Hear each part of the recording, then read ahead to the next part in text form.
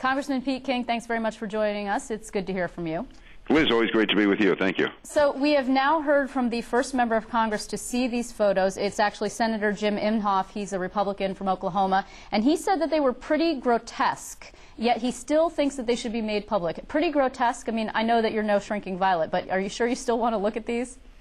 Yeah, I do, for several reasons. One is that I know the debate is going to start soon. It's inevitable that bin Laden was really not killed. I want to be able to say that I saw the photos. I saw them soon after he was killed, and so I think it's important, just for historical purposes, that I see them.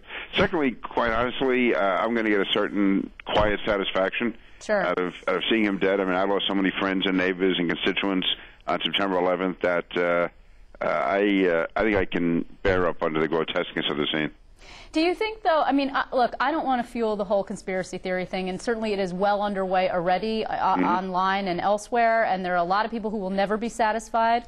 But do you think that you will be able to say, I mean, look, he says that these were, look, the guy's disfigured, he was shot in the face. I mean, are you going to know with that beyond a shadow of a doubt that it was indeed bin Laden, who you've never met?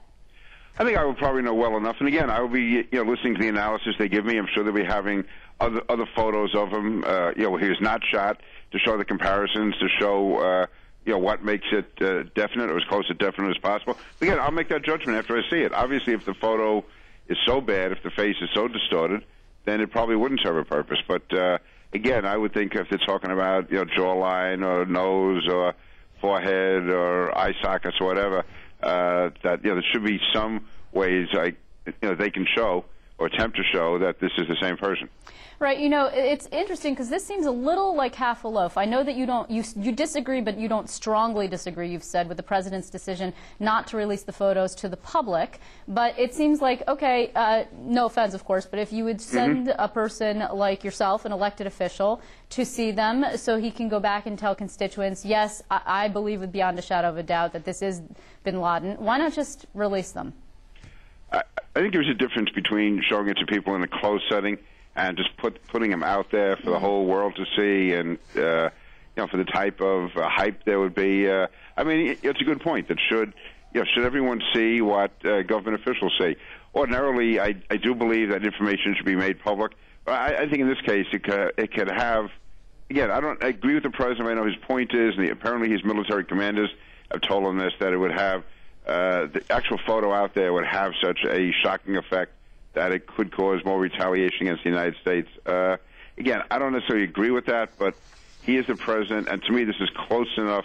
The argument is close enough that I'm not going to make a big issue out of it. I wonder what you think of the way that this was handled from a communications standpoint, and I know that to some people that seems petty and why even bother discussing it. However, there were immediate reports of a certain nature about how this raid went, and then subsequently in the wake of that, the report changed. Within like a 24-hour to a 48-hour period, it was dramatically different from the initial story that we received. Were you disappointed or worried by that at all? Only to this extent. This was a phenomenal operation. I mean, the fact that it was carried out the way it was, the courage, the precision, the guts, everything that was involved in this, which to me was just phenomenal. By putting out or by making obvious mistakes, it just gives the conspiracy theorists something to go with. It puts a little bit of a cloud over what was achieved, but to me it doesn't change the fundamental nature of the operation, was that it was again, a terrific operation, and Osama bin Laden is dead, and that, to me, is the main issue here. I just want to talk to you briefly about a Quinnipiac poll that we're seeing today. It's only New York City voters, but it's pretty interesting that between about 67% of people who live in the 5 boroughs say that they're either very worried or somewhat worried about another terrorist attack.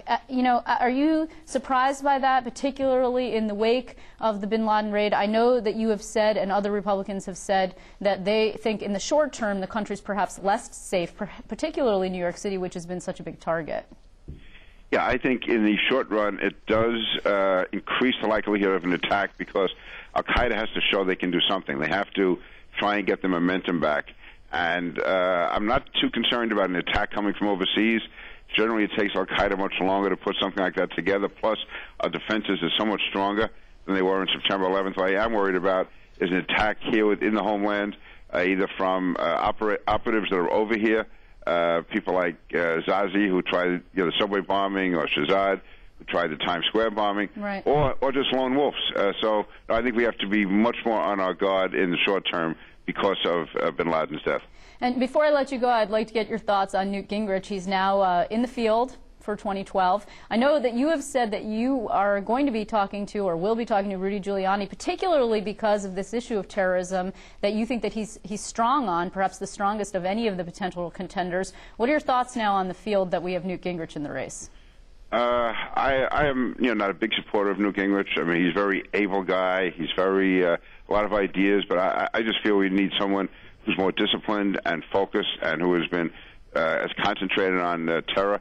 I have been talking to Rudy Giuliani's people. I'm hopeful that he will make the run, whether he will or not. If he does, I would think he would have to. He can't have the same strategy he had the last time, where he let the first several states go. I would think that he would probably have to focus on New Hampshire and put everything into that. Any feeling about when a decision might be coming from him?